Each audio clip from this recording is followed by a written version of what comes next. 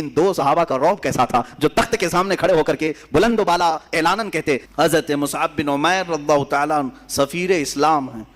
سفیر اسلام کس کو کہتے ہیں؟ ایمبیسیڈر حضور پاک صلی اللہ تعالیٰ علیہ وسلم کے. حضرت جعفر طیار رضی اللہ تعالیٰ عنہ سفیر اسلام ہیں. حضور صلی اللہ تعالیٰ علیہ وسلم کے پاس سے خط لے کر کے جاتے تھے. کہاں جاتے تھے؟ کہاں جاتے تھے؟ چوک میں محلے میں کھڑے ہو کر درس دینے کے لیے نہیں. وہ صحابہ لے کر سیدھے بادشاہوں کے تخت کے سامنے کھڑے ہوتے. بڑے بڑے جو بادشاہ تھے یہ صحابہ کہاں کہاں گئے؟ مصر کے بادشاہ کے پاس گئے, روم کے بادشاہ کے پاس, ایران کے بادشاہ کے پاس, یہ سب خطوط لے کر بحرین کے بادشاہ کے پاس. جتنے اس وقت بادشاہ تھے یہ صحابہ یا تو اکیلے ہوتے یا دو لوگ ہوتے. سیدھے صرف دو لوگ ہوتے. میرے آقا صلی اللہ علیہ وسلم کا لیٹر خط لے کر کے جاتے اور بادشاہ کے پاس کھول کر کے پڑھتے. کیا کہتے اس میں؟ ایسا نہیں کہ آپ کی اقبال بلند ہو, آپ کی سلطنت بڑی ہے, آپ کی رعایا ایسے ہیں, نہیں, بلکہ سیدھے کہتے بسم اللہ الرحمن الرحیم, اللہ کے نام سے شروع جو نہایت مہربان رحمت والا. میں محمد صلی اللہ تعالیٰ علیہ وسلم کی طرف سے سفیر بن کر کے آیا ہوں. اے بادشاہ میں تجھے دعوت دیتا ہوں کہ تو اسلام قبول کر لے, اور اسلم تسلم یہ کہتے تھے. حضور کے اکثر خطوں میں یہ لکھا جاتا تھا اسلم تسلم, اسلام لاؤ امن پا جاؤ گے. یہ کس سے کہہ رہے ہوتے؟ وہ اپنے قیدیوں سے نہیں, ملک کے بادشاہ سے. بادشاہ غور سے سنتا بھی تھا, بادشاہ غور سے سنتا بھی تھا. اسے آئے جن بادشاہوں کے سامنے جھک کر جانے کی عادت رہی ہے, رواج رہا ہے, وہاں وزیروں نے کہا کہ نہیں یہاں سجدہ کر کے جانا ہے.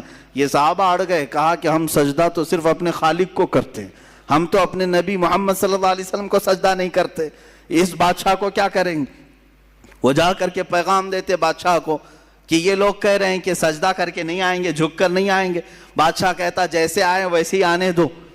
کیا پیغام لائے ہیں؟ کیونکہ عرب میں جو بات پھیلی تھی ہر ایک کو تجسس تھا, ایکسائٹڈ تھا کہ کیا میسج آیا ہوگا پتہ نہیں. حضور صلی اللہ علیہ وسلم کا میسج خط لکھتے اور پتہ نہیں ان کی زبانوں میں بلا کا اثر بھی ہوتا.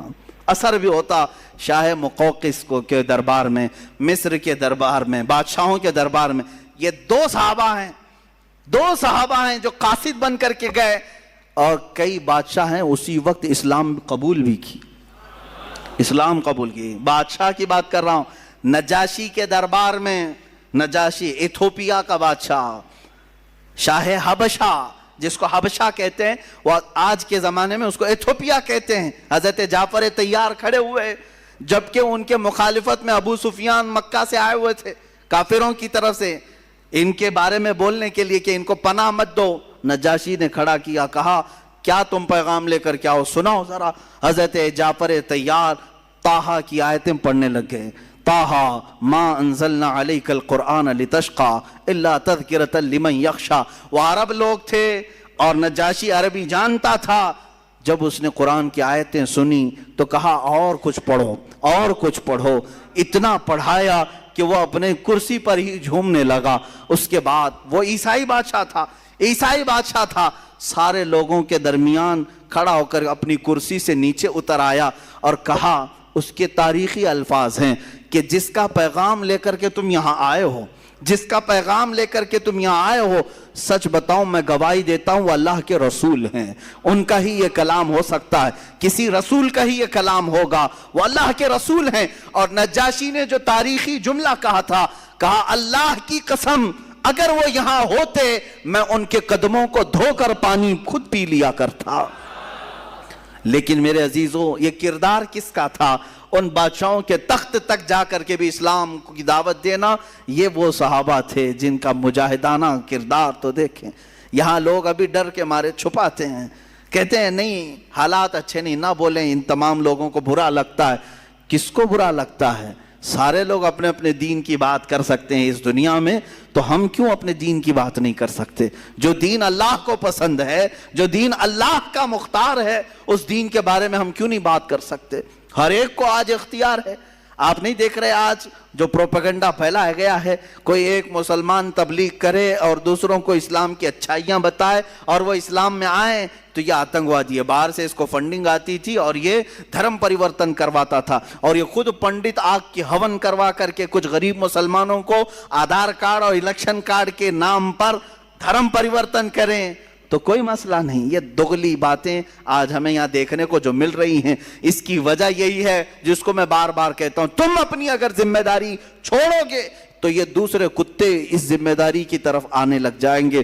تم اپنی ذمہ داری کیا چھوڑے ہو، جس کو میں کہتا ہوں دیوار کیا گری میرے خستہ مکان کی، لوگوں نے آنے جانے کا رستہ بنا لیا ہے۔ آج جو تبلیغ ایمان والوں کا حصہ تھی، جو ہم بڑھ چڑھ کر کے لوگوں کے درمیان میرے آقا کے اخلاق کریمانہ بتاتے تھے، وہ آج تقریباً لوگوں نے بیان کرنا اور بتانا چھوڑ دیا۔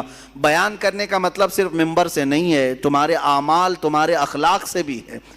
ہر آدمی حضور پاک کی سنتوں کو اپنے اعمال سے بھی بیان کر سکتا، صرف تمہارے کردار ایسے ہوں جسے دیکھ کر کے لوگ سمجھ لیں کہ یہ جھوٹوں کی جماعت نہیں ہو سکتی، یہ اللہ کے رسول کے سچے غلاموں کی جماعت ہے۔ عزیزان گرامی وقار، یہ صحابہ کرام رضوان اللہ تعالی علیہ مجمعین جنہوں نے بادشاہوں تک بھی پہنچایا اسلام کے اس عظیم میسج کو، اور جنگلوں میں گئے ہیں۔ بربر ایک قوم کا نام ہے، جانتے ہوں گے، جب